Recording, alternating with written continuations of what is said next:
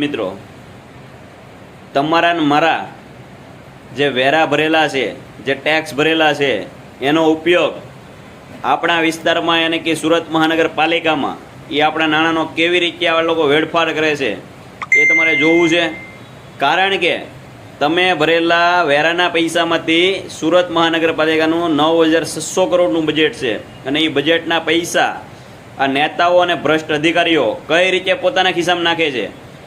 તો એના માટેનો એક હું તમને ઉદાહરણ આપું, એક દાખલો આપું કે હમણાં વિપક્ષના નેતા આગળના પૂર્વ કોર્પોરેટર એવા વિજયભાઈ પાનસુરિયાએ એક અરજી કરેલી હતી જેની અંદર જે સ્વીપર મશીન છે, જે રોડની સાફ સફાઈ કરવાના માટેના મશીન છે, એ મશીન આવેલા મુદળ 25 કરોડના છે, પણ એની પાછળ છેલ્લા 10 વર્ષની અંદર ખર્ચો 265 કરોડનો કર્યો, નિભાવણી ખર્ચ.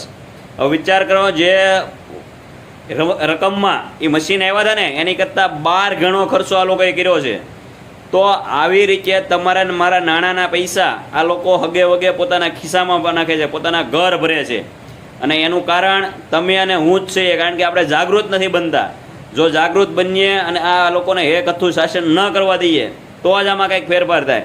હવે તમને વિચાર આવતો હશે કે જે સત્તા પક્ષ પાસે જે પણ મહાનગરપાલિકા હોય, નગરપાલિકા હોય, જિલ્લા પંચાયત હોય, વિધાનસભા હોય, સંસદ સભા હોય, પૂર્ણ બહુમતી હોવા છતાં વિપક્ષના ચૂંટાયેલા સભ્યોને કેમ લે છે? એનું કારણ જ આ છે. કારણ કે એની પાસે પૂર્ણ બહુમતી હોવા છતાં તમારો સભ્ય જો વિપક્ષમાં હશે તો એ કંઈક ને કંઈક અરજી કરીને કંઈક માહિતી માગીને એના કૌભાંડ રજૂ કરશે.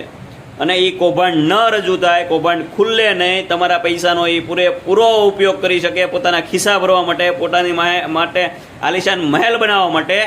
એટલા માટે તમારે દ્વારા છૂટેલા જનપ્રતિનિધિઓને એ કોઈ પણ લોભ, લાલચ, શામ, દામ, દંડ, ભેદ આપી અને પોતાના પક્ષમાં લઈ લે છે, જેથી કરીને એ લોકોને જેવી ચાહે એવી મનમાની કરી શકે. પરંતુ હવે લોકોએ જાગૃત થવાની જરૂર છે અને આવી રીતે એક હથ્થું શાસન બંધ કરાવવાની જરૂર છે. કારણ કે જો વિરોધ પક્ષ મજબૂત નહીં હોય તો કોઈ પણ સત્તા પક્ષ પોતાનું મનશાહી રીતે, રાજાશાહી રીતે, પોતાની લોકશાહીની જગ્યાએ ઠોકશાહી તમારી ઉપર ઠોકી દે અને તમને મજબૂર કરી દે એક પ્રશાસનની સામે લાચાર બનવા માટે. એટલે તમે ખાસ ધ્યાન રાખો અને સતત જાગ્રત રહો કે જેથી કરીને તમે તમારા આપેલા પૈસાનો કોઈ લોકો દુરુપયોગ ન કરી શકે. એટલે ખાસ આ વિડીયોને જોજો. આ વિડીયો તમને સારો લાગે તો શેર કરજો, બાકી નહીં કરતા. જય હિન્દ, જય ભારત.